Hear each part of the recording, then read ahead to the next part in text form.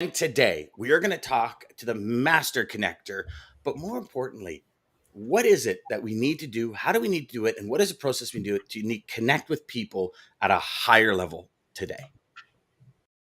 To the HPLS podcast.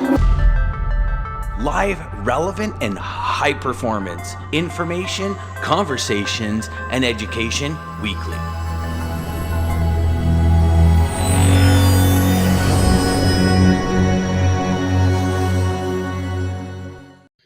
And Jeff comes back strong at the end of the week, eh? You see that? Yes, Jeff, man, coming in. And then we got Ryan. Morning, my guys. Morning, Ryan. Good morning, Lisa. Good morning, Richard. Good morning, Antoine. Good morning, everybody. Today's a huge day because for all y'all that are obviously in our world of logistics, it is becoming increasingly difficult, like more and more and more difficult. I don't even know if that's proper English, gentlemen, but I'll use it to connect with people, right? Like if we talk, we've had traffic managers on where say like, they used to get 25 calls a week. They're now getting 25, 30 calls a day. So how do you break through that noise? How do you connect with people on a level where you're congruent? Gentlemen, we were just talking backstage. A good friend of mine, Richard Kay, who's CEO of CEO Space, once told me, Dan, congruency is everything.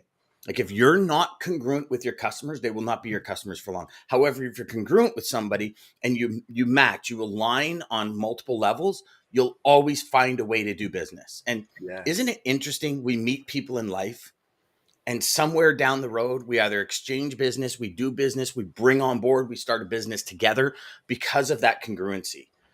I can share that I'm in the middle of a major, major project right now. And I will only bring people in that I'm so congruent with because you're the sum of the 5 people you hang around with the most.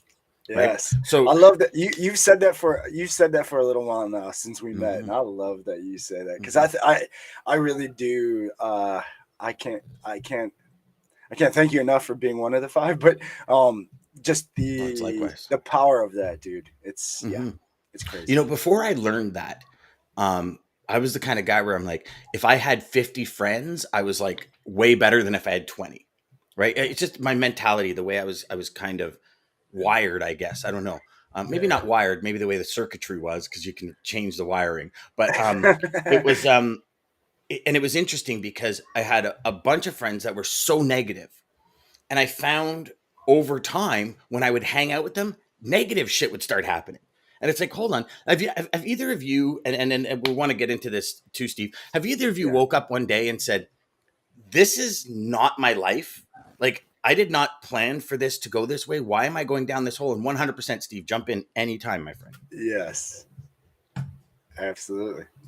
Oh, hold on. You're on mute. I think you're muted. Your audio is not working. I think you do that on the show too, don't you? I do. I got to do it at least one time to at least initiate that. Yeah. Trying to be polite, have good Zoom etiquette, good, video etiquette. And of course, that is the deal. But it's great to be on with you guys and excited to share, maybe some insight from my world. But it's definitely not, I would have never guessed in 1,000 million years that I would be called the master connector. I mean, some of you guys who know my story, maybe I know DJ probably does, but shy introverted, picked on, bullied, learning disabled, dyslexic. My best friend was the TV. I didn't speak to anybody. I would come home and lock myself in a room and not be around even my family. And today to be considered or called the master connector is kind of crazy. So who'd have thunk? How did that change, Steve? What was the big aha moment for you that changed that? Oh, I love it. I mean, there's a lot of different things that changed, right? I think a big transformation for me was, getting into the martial arts. That was a stepping stone for me, and it started to get me, the idea of, hey, I could actually do something great with my life, and maybe to some degree have an impact on other people. The initial draw there, because, and just to be a little transparent, DJ knows I'm big on authenticity and just being vulnerable. And I was, because I've had all this hurt as a kid, including, rejection. I love my mom today, and my dad has passed since, but I love my parents and I appreciate them. But there was some rejection, so to speak, as a kid. You had the my father was always working. He was never around. I don't think he made it to one of my games, one of my Little League baseball games. And, I think I played catch with him once.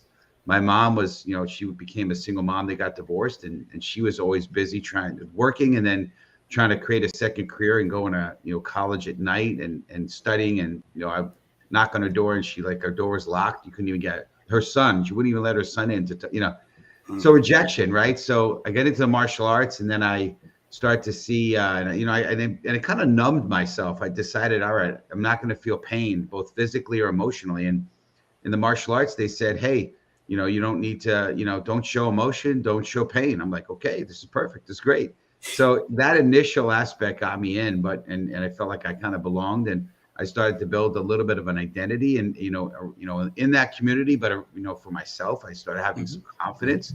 I started to have a command of the school when I was asked to speak as an instructor, and so it grew a little bit. But I still had no people skills. I still was the guy that if you told me how you felt about something, I'd be like, you're wrong. Like no, like, well, I understand how you feel. If I was in your shoes, I'd feel the same way. Let me tell you how. What I've experienced. No, just you're wrong. So the martial arts was a piece of it, and I saw how mentoring and being an influence somebody could have in my life, like my instructor did, in a positive way. I could impact others, but it was limited. And then eventually, in the advertising industry, I was introduced through a good friend that I worked with to a very successful entrepreneur who that relationship became a mentoring and business relationship, incredible relationship, became transformative and allowed me to just sort of not allowed me, but kind of directed me in a way to get in a completely different direction and, path of self-development. And he challenged me. And I think DJ probably knows this, I speak about a lot, is, hey, I want you to meet 3 total strangers every day. Yes, sir. Like, gosh. And in New York, as you guys probably know, right? If you talk to strangers, you're going to get shot. That's perspective. Jeff, is that true? Is that true? Jeff will be like, damn right it is. Yeah, Jeff's from New Jersey, so we reached out to Jeff to find out if they know. Like you go downtown Jersey, downtown New York. Hey, my friend, how you doing today? Like, what the hell are you doing? Right? We always see it. I live in the country, and we're always saying hello to everyone. Like, no matter who it is. And it's one of these paradigms as a kid where you're like, don't talk to strangers. You're like, hey, how you doing this morning? Oh, good. How are you? Great. Thank you. And they walk away, and your child goes, do you know that person? You're like, no. They're like, okay, hold on. You tell me not to talk to strangers, but you're talking to strangers. So, but we can always tell in the town when we're walking who's from the city. Because you're like, good afternoon. How are you? And they're kind of like you got malaria or something. It's like, oh my God. It's crazy. I was talking to somebody who's from the Midwest, and Steve, she said, good, I'm sorry, guy. I was just gonna say, so she's from the Midwest, and she's used to when you're walking on the street, like you said, you're looking for people with eye contact. You're looking at who you can say hello to and nod to, and she learned very quickly in New York. You keep your head's down, you're focused, you don't look at people, because if you do, you're potential prey. Anyway, potential prey. I love it. So, Steve, I love that you said that, and actually triggered something to me that I never really thought of. But when you said about martial arts and they said about hiding your feelings, you're like, yes, that's great. Sales was that for me, and I never really realized it. I talked to somebody else, but it was when they told me at a young age, like, you're in sales, you're on, you have to pretend like you're on, you're an actor, you're on a show. So like you can't, if you're having bad things out there, or your mom died, like, your customer doesn't care. They're going to know that. You just have to put on the stage. So I was like, sweet.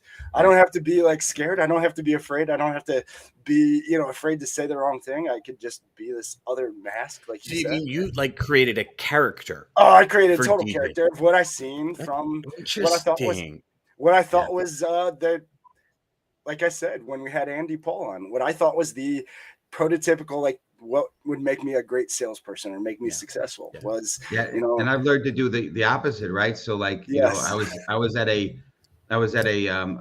memorial service, a funeral for a really close friend. I'm sure you saw my post on it. He was 30, he was 38. No, I'm sorry. That's not true. He was 53 when he passed. I had another friend that died of a similar brain tumor issue, brain cancer, at 38 years back. But anyway, he died. And one of my clients, calls me up, and I picked up the phone. I stepped out, I picked up the phone, and I wasn't trying to tell him to make him feel bad, but I said, hey, I'm just so you know, I'm at a funeral. I wanted to pick you up. He's like, please go back. I said, no, I'm okay. There's a break. We're waiting for the family to arrive still. I have a couple minutes. How can I help you? And he was so appreciative, right? I said, listen, to me, my clients are my family. And I do. I take calls at night, the weekends. Probably stupid, but I do. And so I've learned that it doesn't have to be a hard line between business and personal per se. You got to be professional, right? But at the same time, we're humans, right? And I think one thing that COVID did for us is it kind of showed us, like I think now it's acceptable if you're on a call, a call for somebody and that you hear a baby crying in the background and it's customer support person. We know because they're working remote and it's okay. We're not as like, what the heck, not judging. Oh, they're from home. What is this, a scam? Yeah. You guys aren't a legit company. You're not in an office, right. And I mean it changed the landscape. I have a follow-up question that I think is going to create huge value for everyone. So at the beginning of your story, you said you were rejected. Yeah. That rejection caused these inner emotions to build up. Yeah. The big question is, how did you recognize you were rejected? Because as a child, mom, dad working to support the family is kind of a normal thing for people our age, because that's what most of our parents did, is they were out creating this career to help their family. Nowadays, obviously, with the generations, it's more of a life balance as opposed to, I remember my parents saying, no, you put your head down, you work hard, you don't talk back to authority, and you get things. And nowadays it's like, no, I'll respect you as much as you respect me. And if you don't, then don't expect it back. And I see that a lot with the younger generation. Sure. But how many people, and I'm asking for a very specific reason, Steve, because we've both been on that same path. How many people actually realize what happens to them as a child has a massive impact on their life until they figure it out? So I'd love to hear from you before we get into the actual connection part, because we do want to add value to the audience for that, because I think it's huge.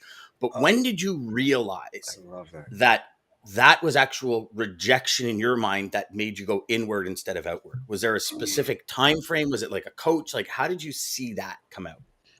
It was very recent. I'm not 20 something anymore. And it took a long time. And I grew up and even into my adulthood with that, I was devalued. I didn't feel like there was value there. And I didn't know what that was. It was part of me. I was one big rejection.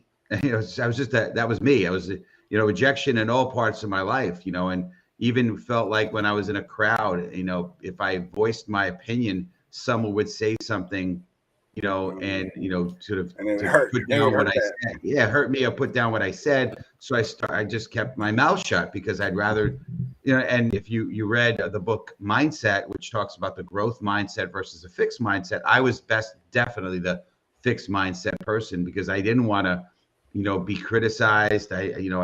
My value of me was so fragile. So it took a while, and there's been a few things that have happened, but I think the revelation for me happened to be at a silent meditation retreat. I've never done that ever before. Never did it after.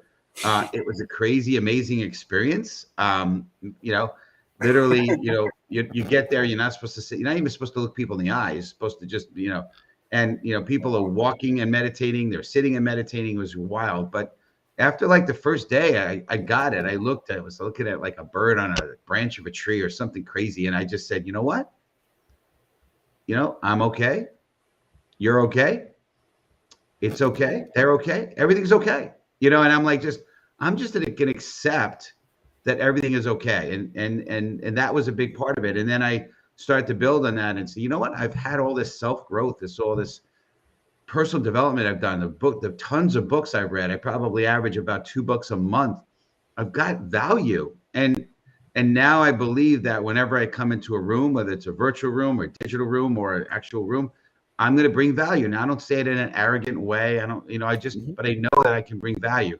But it took a long time for that to happen for me. And my prayer to everyone listening, don't let it take as long as it took me to get to that point. But I am grateful, extremely grateful. I have lots of talks, conversations with my mom, who happens to be on our show. She happens to be one of our biggest fans, which is kind of crazy.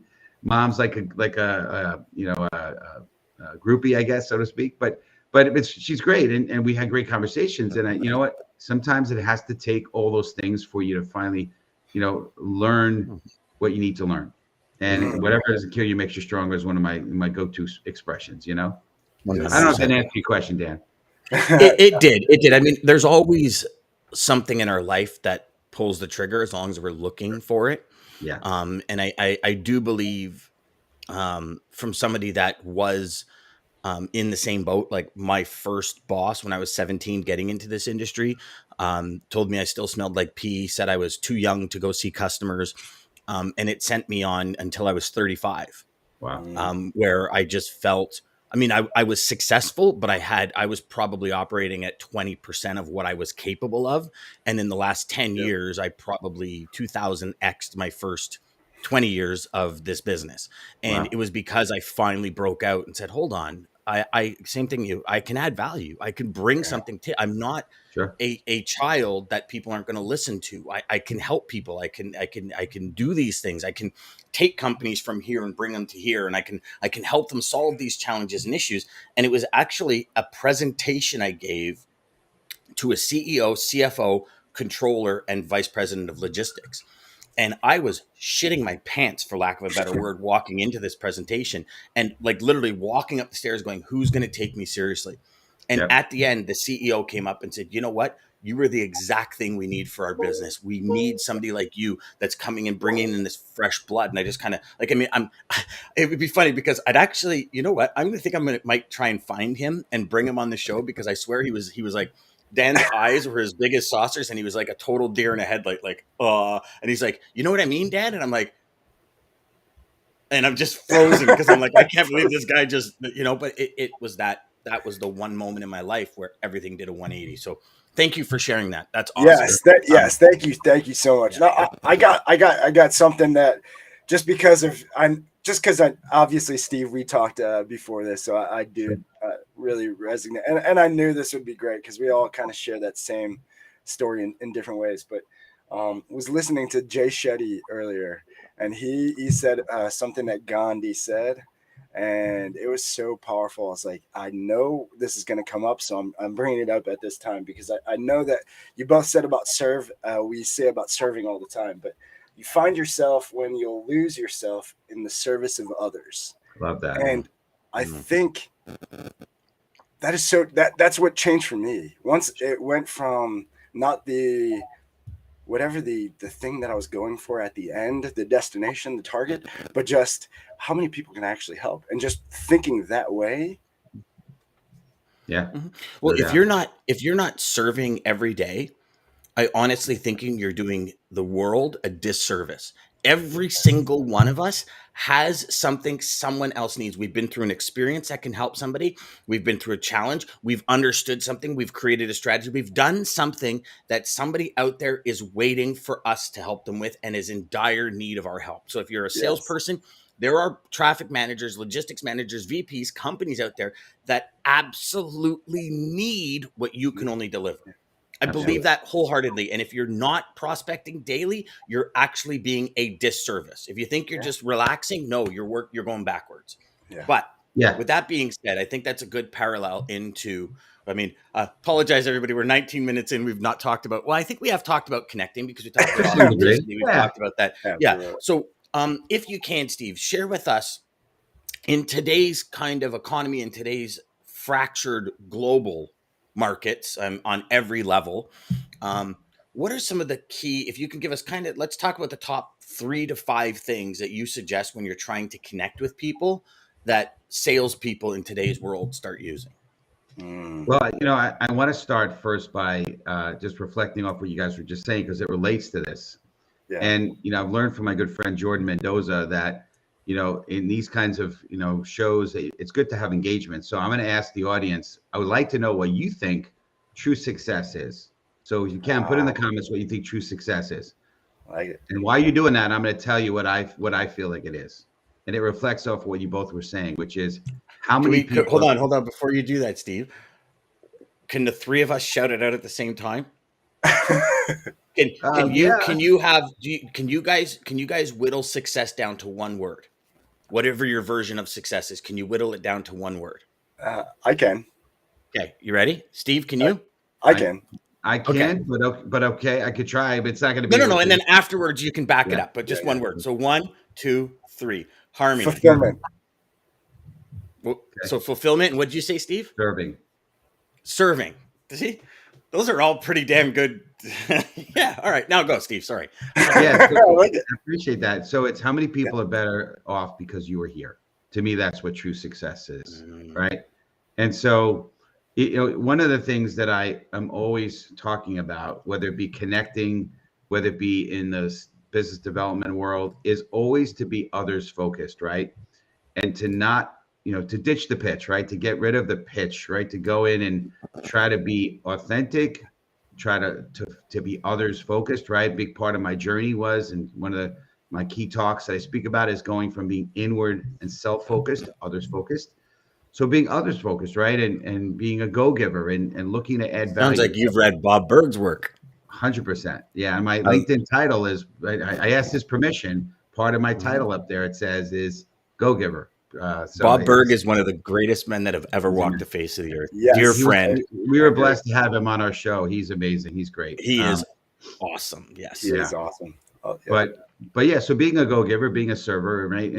And so if you go in there and go and look to find out what people's challenges are, they're what keeps them up at night, then you can actually go and help them. And I think a lot of times in the business development world, we're often looking to pitch something, we're looking to push something, we're looking with our own agenda. But if you go in there with really no agenda, that book, Ditch the Pitch, which is a great book, it kind of compares things to the improv world of acting, right? Where you go in there with no script and you kind of make it happen. And that sales conversation, that dialogue, even in the connecting, can be that way as well, where there's no real agenda. You kind of let it flow. And as long as you're others focused, you're not trying to think, okay, what can I get from this? But what can I give? That's a huge key to, I believe, to being effective in connecting in the business development world, whatever it happens to be. That's awesome. So let's go through these a little bit. We've got for everybody that's commenting, I apologize. We're a bit behind on comments, but we're going to address them right now. Yes. So Karen says, love this. Needed to hear it again. The dynamics have changed. I've been in the business for 20 years, just moved to a new company, back in the throes of making viable connection. Thank you for your stories, rejection, and how you're choosing business partners that also inspire and give back in the partnership. Just how I ask, are you breaking through to getting to the guts of these people? Very, very good question, Karen. Yes, for me, it comes with an immediate, so if you've been a fan of the show for any while, we talk about 8 Mile, right? When Eminem gets on stage on the final battle rap with Papa Doc, and he trashes all of his buddies. He says everything. He kind of comes out and says, here's all the big elephants in the room here, and dishes them up on a silver platter. And Papa Doc's got nothing to say. So for me, when my sales turned around, that was exactly what I did. Is, customers are being screwed over, rates and all this other stuff. It was like, here's what I'm not. If you want to have an authentic conversation, if you truly want to understand, I believe congruency in people, not logos. I don't give a crap what your company logo is. It doesn't make my portfolio any better. Because when I first got in the industry, it's like, go after Pepsi, go after Home Depot, go after all these.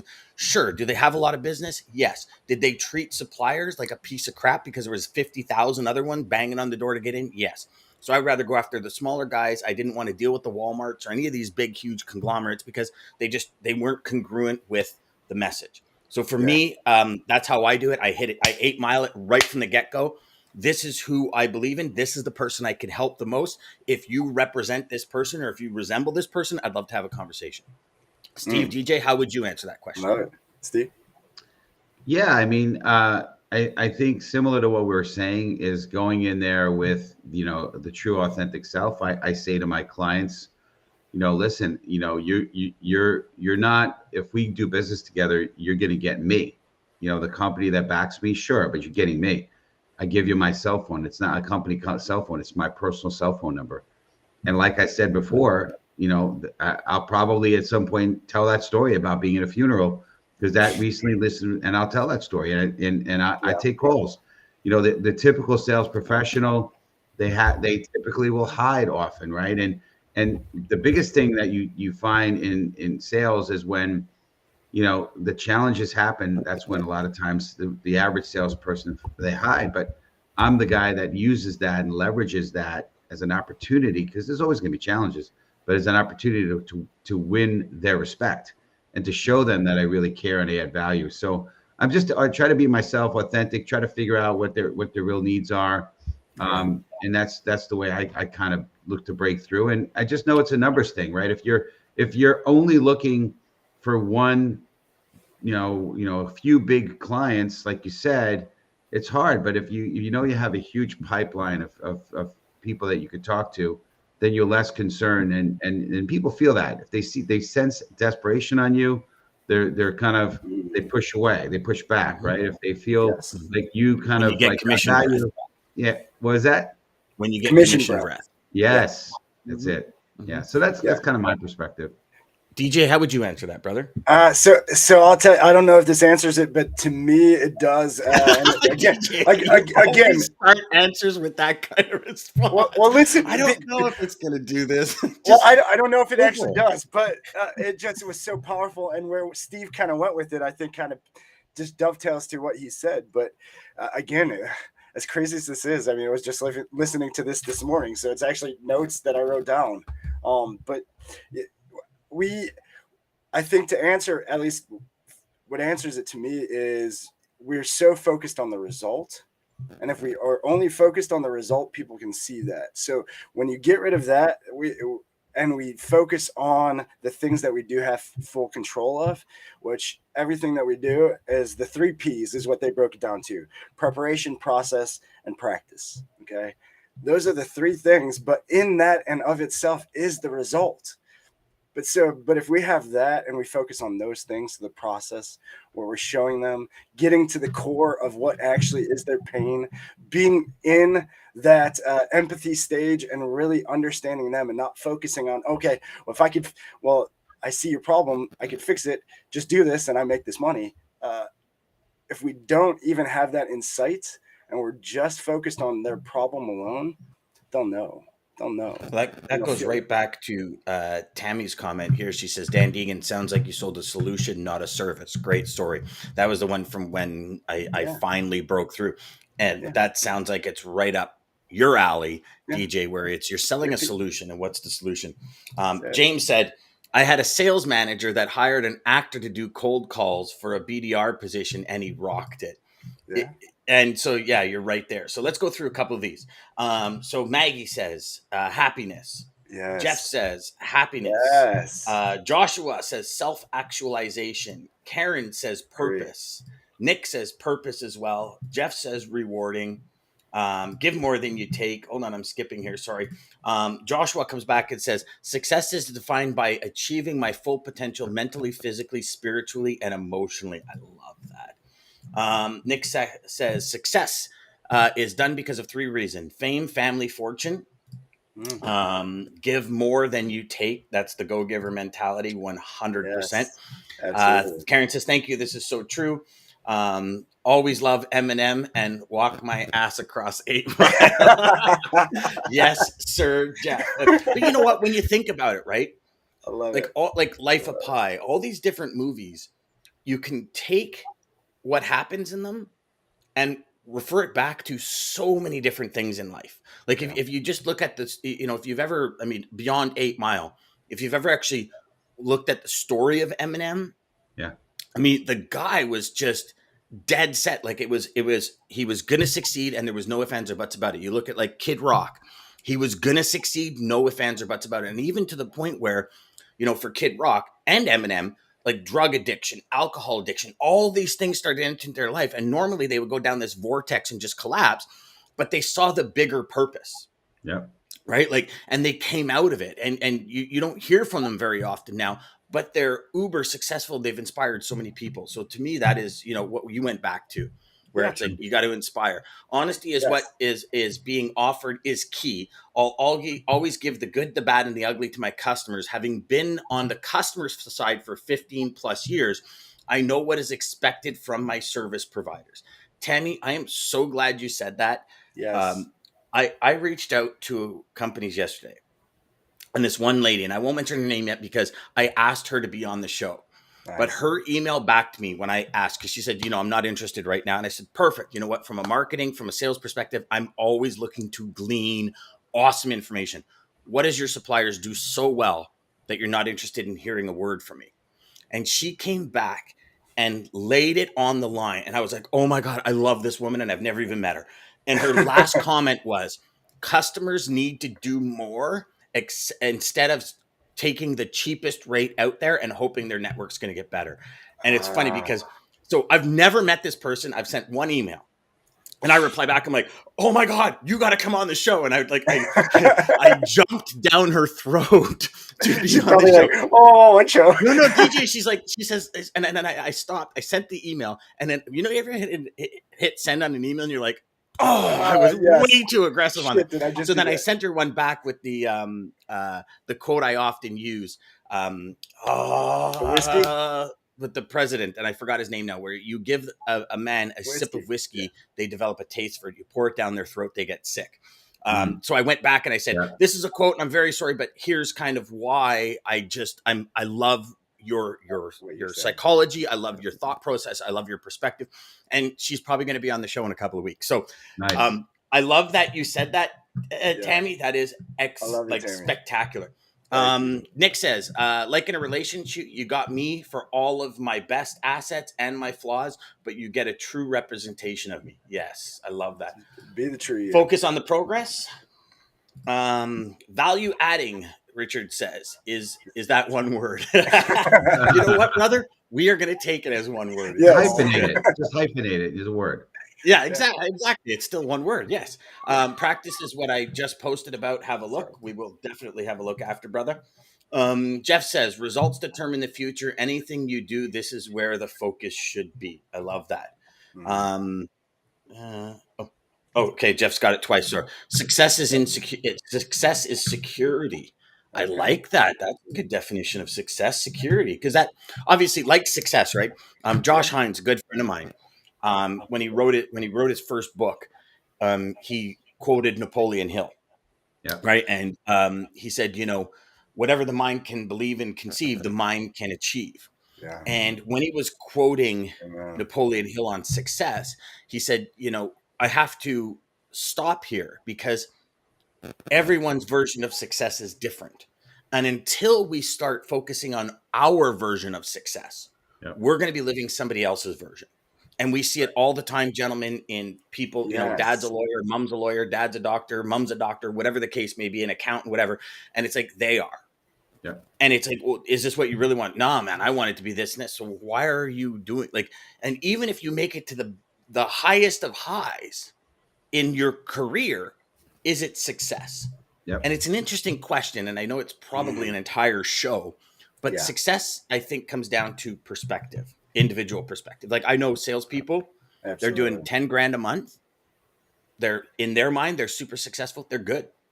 They don't want to put this into their career. They want to do their 10 grand a month. They want to have their 5 clients that do 2 grand a month each that they are solid with. And they're taking trips 5 times a year. And their team, everybody's success vision of success is different. And would you guys agree that as you grow, both in life and in understanding and in evolution, I guess, or in raising your awareness, do you think your perspective of success changes? Definitely does. I mean, I just want to say this. Yeah. And I agree. Listen, there's a lot of great things that success can mean, but in losing this young man, this friend of mine, he had 2, wife, 2 kids. And I did a post about this. I said, what's in your dash, right? Like you got the on the tombstone, you have the date you were born and the date you passed. What's that dash, right? And so when it's all said and done, that gave me goosebumps, brother. Wow. When you were saying dash, I'm thinking you're talking about a car looking forward. Like you're talking about the dash. That's heavy. So like you make $10,000 a month, great. Are you taking it with you in your grave? Like that's why I really believe, and again, I'm not pushing my opinion on anybody, but again, what is it all about, right? Like you could have the you know, I don't know if you guys are honeymoon fans, but the yacht and the string of Peloponnese. I don't know if you remember, if you guys are fans of the show. I used to watch the show, String of Polo Ponies. But anyway, but you know, you could have a whole bunch of stuff, but what does that mean, right? You know, to me, it's what difference did you make? That's why I'm a huge believer in mentorship, because to me, mentorship is your legacy. It's what you leave behind when you pass. You know, what are people, you know, how did you influence the world, right? You're quoting, you know, president, you know, probably dead presidents, right? People, you know, but their words were left behind and their influence were left behind. So again, that's why to me, success is more than just achieving something, right? You know, that's why you talking about Eminem, and you know, it hasn't happened to him, but there's been plenty of musicians and actors and they make it to the pinnacle of the career, and they basically implode, right? They you know, like Robin Williams and all these different people that, you know, they kill themselves, you know, or they go and, you know, they get, you know, addicted. Kurt Cobain and whatever. It's crazy because they hit success, but to that success was very kind of material. And then that's that. But I think to add on to that too, I think they're chasing other people's success. Dan, you nailed it with, you know, 10,000. Some people are happy with that. I mean, a lot of people, 10,000 a month, you know, that's 120,000 a year. A lot of people are happy with that. And that might be the level of success. Or having, you know, your family and you have a house and you maybe don't have bills and you don't pay anything, but you, I don't know, whatever your level of success is what's best for you. Nobody else, but what's best for me is best for me. What's best for you, and that's where I think we're all trying to chase what we think somebody else's success is, or what we think other people think success is. But so if I could share a quick story before we go, because I know we're past on time again. When I was 30, my brother was 32, and he died of cancer. And prior to being 30, everything was about business and money. Everything. And my children, so we're Jessica, so Brendan would have been like about 3 years away from being born, and my daughter would have been 5 years away from being born. And when sorry, no, that's not right. Gosh, I'm 45. I just aged myself huge. So Brendan was like 4 or 5, 6, and Jessica was like 4. So before that, but they were young, right? Obviously. Everything was about business. Everything was about money. Needed to get more business for more money. To the point where I had like 2 businesses going. So I'd come home from work, I'd lock myself in the office, and I'd come out. The kids were in bed. I'd go to bed. I'd wake up at 5 o'clock in the morning, do it all over again. And when my brother died, a story that came out at his funeral was he was walking downtown Edmonton and came across a girl and her baby, and she was addicted to crack. And he literally picked all her stuff up and said, "Come on, we're going to take you home." He brought her into his apartment, gave her his spare room, and helped her come back from addiction. Literally the next morning, he left this woman addicted to crack with a baby in his apartment. He went to work, and there was nothing sexual. He was just helping. And he said, "Listen, you eat, there's food in the fridge, just get better. I'll be back after work." And they developed a real good friendship bond. Like it was never sexual, it was never anything. And at his funeral in Edmonton, or it was by his bedside in Edmonton when she was talking to me, she told me this story. And she says, you know, what he did for me is going to live forever because my son will know it. I'll get him to share it with his sons. That was a legacy, and it had nothing to do with money or business. And that one conversation changed my life forever. I told my wife, I said, I am going to be the best I can be, but I'm going to be the best I can be in business and in personal life. And I bawled, I cried. I'm like, I'm so sorry. Like it was just business. And I mean, to the point where I never saw anything wrong. Like my wife would come in the room. She'd be like, are you going to like join the family at any time? Like, listen, because again, we talked about this the other day, DJ, you know, you're doing it for the family. And it's for the family. We talked about that this morning with Steve. It's like, it's for the family. And it was just, an eye-opening experience, and it changes your life, like completely. And it's, again, that was my version of success, right? And the evolution of success. And Bob Proctor, God bless his soul, he taught me early on, in my late mid-30s probably, that as we raise our level of awareness, our perspective on everything changes. And then you got the late great Wayne Dyer, who says the same thing, right? Yeah. Yes. So I love it. Thank you for sharing that too. Yeah. My pleasure. My pleasure. I mean, it's reality, right? And it's, thank you. I appreciate it. It was, but when you go back and you hear, like when I was able to sit down with my brother's friends, right? To my brother, to me, was like half the time he was like an asshole because we didn't get along very well. He was so different. Like we were A and Z on the spectrum. And I was like, he's a loser. I got all these cool friends. He doesn't have, like, just stupid kid stuff. But I'd give anything in the world to have him back and be able to share, cheers glasses with him at Christmas time and all that. But in speaking with his friends, the legacy this man left behind was incredible, like incredible. And you're like, regret, whatever, you can do it. But it's one thing when you start talking to people about their perspective of somebody, you realize how powerful every single action you take is. Like super powerful, can truly change somebody's lives. And Steve, the fact that you said that, my friend, like we are best of friends forever now. I'm sorry, man. You got me. I'm going to be like belly lint. It's not going away, brother. Yeah, thank you. Thank you. Yeah, absolutely. So we've got a few. No, absolutely. We've got a few comments here, DJ, and I apologize, everyone, because I know we're going over 2 shows in a row. I've realized what I think I'm capable of is probably 5% of what I'm actually capable of. Joshua, yes, brother. I focus on the process because whatever my goals are, I'm probably selling myself short. And if I'm the best version of myself, I get better results and am better equipped to be of service to others. My friend, sir. You just won my heart over again. That's awesome. Yes, Steve, one of my favorite quotes: after I'm dead, I'd rather have people ask why I have no momentum than why I have I do have one. Monument is why I do have one. Yeah. Sorry, I apologize, James. I messed that one up huge. Deep and hits home. Thanks, Nick. Action equals reaction. Yeah, that was the word. Remember, I was looking for that word or that phrase the other day, DJ. Yeah. Ooh. I don't know what that is, but okay. Sorry, they didn't like what I said. Maybe. Oh, that's okay. Hey, not everybody's gonna, brother. That's why it's perspective. So that's okay. So DJ, we've been like, oh man, we were all over the map today. But I think, so first I'll say it. Thank you, everybody, for joining us. Thank you, Steve. Obviously, Master Connector guys, check out his show. It's pretty awesome. The best damn audience on the planet, man. Yep. Sorry, Steve. No offense to your podcast. We have the best damn audience on the planet, buddy. I could tell. I could see they're really engaged. Yeah. He said belly button. He said "ooh" to the belly button. Thanks for. Ooh to the belly button. Okay. Okay. Got it. Yeah. Got it. Yeah. Okay, I agree, Richard. Now I understand completely. I thought the same thing. Ooh. But. Anyway, TMI? Is it TMI? That was what it was, or what?